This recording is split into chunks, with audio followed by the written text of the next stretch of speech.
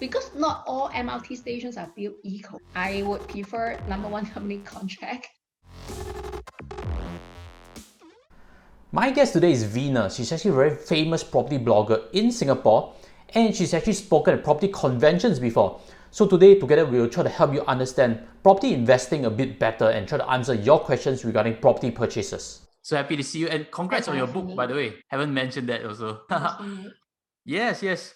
I thought of writing a book before, and I know it's going to take a lot of hours of work, right? 1.5 years. 1.5 years. 2024, yeah. Because you need to revise your draft a few times. For things that you are not satisfied with, you fall away and rewrite again. Now that's me, but I'm sure that most of the writers will be quite particular. So would some information become outdated since it's like taken such a long window? No, you can keep updating it, but your values, your principles, your point of view seldom change because I don't flip-flop. I'm not that type. I'm not that flexible. I know you have mentioned very frequently on things that investors should take note of. And what would you be the most cautious of as of this market right now? What kind of marketing messages that you like to highlight? Most people, they don't really have very strong individual judgment. They would be easily influenced by what other people are talking about, the media, people around, friends, family, relatives. They make up their mind because of what they heard from other people. I think that's very dangerous. So they just based on the headlines of the articles rather than dig into the raw data itself to analyze what they did. Because the data is neutral. It doesn't speak for itself. But if you go deep down and analyze the data, run the data, and you really think, actually, different people can use different ways to interpret the same set of data to their own advantage. Correct. I know you're a big critic of some data that a newspaper likes to publish. And right now it's like record sales, record figures, growing figures. That's what we see in newspapers. It's record according to when, What are you comparing with? Yeah. And they must exaggerate things so that it catches the attention. Now, but sometimes to be fair, the headline articles, the content itself doesn't align with the headline. The headline is one thing, but the article data is the content can be another thing. You would be very skeptical of some of these numbers that are being the rosy numbers. You don't think it's I'm not skeptical. I'm just neutral. I have analyzed in my own set of data or what I've read from the other international media. They have different point of views. I've seen for myself also. I think the supply is quite huge, right? What are your thoughts? In the supply pipelines that have never been improved for the last few years. So in range of 49,000 to over 50,000 for private long-landed private residential units in the supply pipelines that never been changed. But the vacancy rate is also very high, especially on the core central region, the CCR. So it's gone up to 11-12%, which is the same as what I've seen in the worst time during the last global financial crisis in. That is because expats have moved out of Singapore, is it? Or what do you? There are a few reasons for the very weak vacancy and the supply pipelines. The high vacancy rate, by the way, our vacancy rate is calculated by the number of private residential units that's without the PUB bills. So it doesn't count if you still have pay the PUB bills, because you must ask potential tenants or buyers to come and view your place. How can you be without electricity if they come and view at night? But if you're so give up on it, then don't even pay your PUB bills. That is counted as vacant unit, by the way. So our vacant unit is already very lenient compared with what the other countries are doing. But the vacancy is high because the landlords are suffering more high-end or what you call the luxury market, especially like District 9 and 11, District 4, Sentosa. It's because of our private residential units on the high-end side actually depend on foreigners to buy and depending on expatriate to occupy it, because you can't ask our 80% of HDB dealers to sell the HDB flat and go and rent all these condominium units. Restrictions on the hiring of the foreigners Yeah, and those who left it, there's nobody to fill it up. And even though you can hire people now, they may not be able to come here and they may not get their approval. That's the problem. So who can occupy all this? You want to see vacancy rates start to drop. That would be a good If sign I'm that, buying for investment, so for investment. yeah, of course we depend on tenants, right? So Yes. who's going to pay my mortgage and my maintenance fee every month and my property tax and my repair costs? I was thinking what kind of data that would excite you. I know you're looking for some signs before moving big into investing in the property again, and probably tenant rate becoming better is one key sign. Because right now it seems Yes. like a lot of maybe even viewers are thinking if there's spare cash, rates are low. There's a good chance that it could be an opportunity to enter the market. What would be some advice maybe? It depends on what you're looking at it when you see rates are low. To me, rates are not really low because I have enjoyed much lower rates in the mid-2000s when the first year is zero interest rate, zero. Oh. Yeah, it's first year is zero. Then you can be 0 point something. But we don't see that in the market. Okay. So it all depends how you see it as low interest rate. But even if there's zero interest rate right now, what I have made from the rental from tenant, is it able to cover the mortgage? Yeah, and all the outgoings like the yield, right? And so also the property tax. Yeah, and is it good enough compared with the other investments that I have, right? If I have made so much effort, spent so much time managing difficult tenants as well, begging for the tenants to take my place, yet the return is so negligible or even negative. What am I doing over here? Would there be any possible segments be close to being appealing to maybe even for yourself? But to me personally, I do really think that the high-end market have much better value for money than the other. You mean the 5M and above? Is that how we segment? Because luxury? A lot of properties I see in District 9, 10, 11 that launched in 2007, even in 2010, the TOP in 2013, 2015, price, they have never been even at all. They still at this low level or even lower. That means the owners that bought during that time, they're still underwater.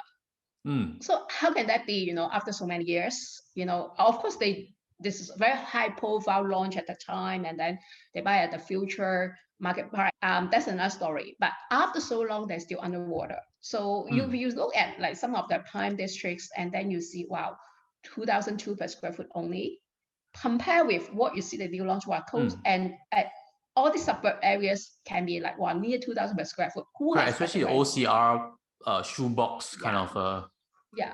But do you have holding power after you buy it? Because you may need to wait very long. Because after the market goes down and you start going up again, and that is when people will find those that have better value for money. Yeah, that will be the higher market we start going up first. Investors, we see that those areas have better value for money. But do you have holding power? Because right now you can't find very good tenant to pay very good rents. Last year and this year are actually 2 years with the lowest number of units TOP. Why I say that? Because if you remember 2015 and 2016, the market is actually very subdued. And that's the time we have less number of new launches. Because for a project after you launch, you need 5 years to build, right? So it will be one last year and this year that will TOP. So you already have a very minimum number of projects, new project TOP, to compete with your units. Yeah, if you're a landlord. So what can I say? Then your vacancy rate is still 11%, 12%. For 12 months, 1 month's rental is gone if you look at that. Or we have to cut and compete on rental rates. If we really want to fill up the unit, we have to drop rates. Right now, the best ones that the easiest one is actually your room in your HDB flat. I'm renting out my HDB actually. It's the market segment, right? Like 2,000. So you are budget. profiting from. It's a COVID-19 fortune, but whether it's sustainable, nobody can tell. But I think you mentioned something in your book also, which I'll leave links below. You mentioned some things about shoebox units and COVID-19. Can give a glimpse as to what important consideration? Because investors always have that 1M. To me, for shoebox units, they happens after 2013 when the prices are high, and 2017 and 18 as well, because the developers, they bought the land as record high prices from the government. They have no And en choice bloc, but to right? subdivide it into as many units as possible. Number one is more profitable because easier to sell and higher per square foot that you can sell. Yeah, so that's actually is much to the advantage of the offer because no choice, I must make a profit because margin very thin. Oh my God, single digit. For people who have moved in, I'm very sure that majority of people who bought Shoebox units have never stayed in one before. I have stayed in Shoebox units before in Hong Kong, so I can tell what's the feeling about. And I've been multiple property landlord, so I know what people will say, tenants will say when they come to view the place. When the rental market is very good, no choice, and when your project is new, agents will bring you to go and see those places. But after that, after a few years, who will go to there? If I can pay a little bit more or even the same price, I can rent a decent one bed or even two bedroom units. Who care At an about your older Shoebox project, units? you mean for the same price? Yeah, and during the COVID-19, people who stay in the Shoebox unit, they suffer so much. My God, if you have a couple and then you have the convent store like us, one have to hide inside bathroom time. So they suffer so much. You cannot avoid stepping into each other's shoes. So people will try to move out at all costs. They got to sell it, try to upgrade or just change. Even you stay in a 3-room HDB is much better than Shoebox unit. At least you're more space, right? A lot of foreigners are leaving, so there are a lot more choices. You can see in the listings in the property portals, right? A lot of them have been listed for and they don't need to be in take care. CCR also. They can move, I don't know, to East Coast, somewhere where I think they can work from home and be the near mentality of people is like in a lot of other countries that you move outside the downtown, out of the city area to somewhere which is a neighborhood district or in a suburb. Singapore is small, but the mentality of people here, I need to move somewhere to more greenery. I can go jogging, exercise, more livable, away from the town. Then that is the East Coast. So that's why if you look at the transactions, you'll see that the most transactions, which is not in proportion to the number of international units, a lot of transactions actually at District 15 near the East Coast because the mentality is that, I must live near to that. So that's why this is the worst time when you need to consider to move to districts like that. Yeah, because most of people, they're very irrational. They'll think that, let's go and move there. But what about after COVID-19? Nobody knows. They may want to move back to the downtown area because it's easier to go to the workplace, more convenient, more choices, prices very reasonable, more value for money, right? But for these few years, there are so many MRT lines. And by 2030, we have 187 stations. And 8 out of 10 people will be within 10 minutes walk to the station. Actually, by 2030, it is very difficult to find a place that is without access to MRT. You want to somewhere tranquil or exclusive is very difficult in Singapore. You cannot find that anymore.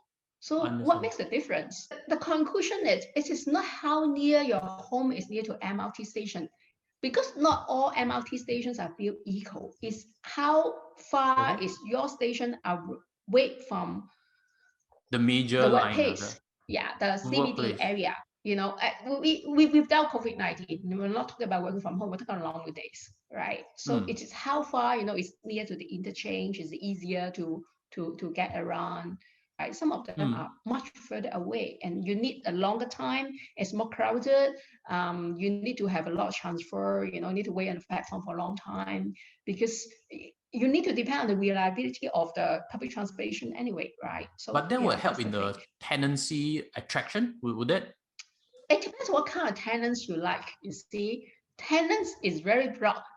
To me, I'm not interested in the neighborhood district because I used to be a foreigner. So I understand what the expatriates want, the one that come with the company contract. They want to be not near to the MR station because I can take taxi, I can take Grab, right? I don't want to be near to the market hawker center because I don't eat that type of food. It is so Bukit Panjang wouldn't appeal to them. Nice restaurants, exclusive greenery, tenants profile in the project. If I'm Japanese, I want to stay with Japanese. I'm I'm European, I want to stay with Europeans. That is common sense, right? Okay. Because for a foreigner that need to survive in a foreign country, I need some comfort. I need to be comfortable. Is to be with people I'm comfortable with, that I can make friends, right? That I can mingle with, that is similar to my lifestyle at home. I'm not here as a tourist to explore the Singapore culture for 1 week. I stay there for 1 year, 2 years, right? But for me, I would prefer number one, company contract. Okay. Number two is at least if their own budget, they can commit for a longer period. Because these days, 2 years. People are comfortable with 6 months, and then sometimes it's like month on month kind of contract, after it expire. Yeah, Okay. there are a lot of that because you cannot find good tenants anymore. It's good tenants are where these days. Mine is at 18 months, if I remember correctly. My HDB, I did it at 18 months. Thankfully, it But fitted there's for also both sides. diplomatic cost as well that the tenant can exercise, by the way. So it yes. doesn't make much difference. Yeah. Yes, Yeah. correct. So it is usually if 1 year is fixed and then another year diplomatic cost. So it's basically 1 year, right?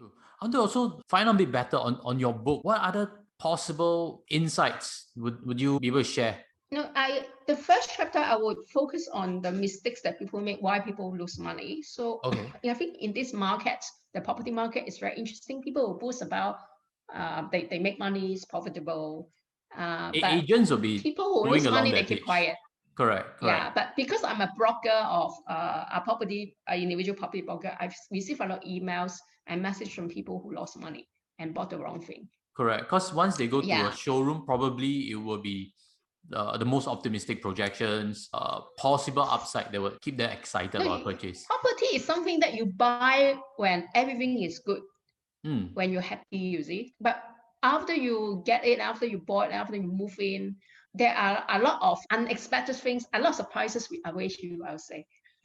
So that's why I recommend people to read and study and learn as much as you can, because in all our maybe over 15 years of academic studies, we never study personal finance or investment or how to buy your own home. We know actually we start from zero, but we don't have experience. Correct. And we don't do that many transactions in our lifetime for most people. Yeah, most people, they just buy one or two. Yeah, correct, one or two in a lifetime. Upgrade HDB to private. That's all. And then you have to stay there all their life. That's why I run workshops on how to buy a good quality property. So that people don't buy the wrong thing, because I went for like hundreds of secondhand flat viewings. I have seen a lot of mistakes that people have made. In this market, it's unfortunately it's not very transparent market. There are a lot of secrets and lies over here. If you're not careful, you will step into the traps. It is a very expensive mistake, because buying home is probably the most expensive thing that you can commit, and you commit for very long. Yes. Very long period of time, like 20, 25 years. I guess maybe those low per square foot loft unit, is it, or some first floor unit very low per square foot, and then they don't make it very livable. Penthouses, 1 year can lose 11.8 million, that type. That's already yes. That is quite extreme. The paper, same week, we say, oh, wow, penthouses are excellent. People should consider.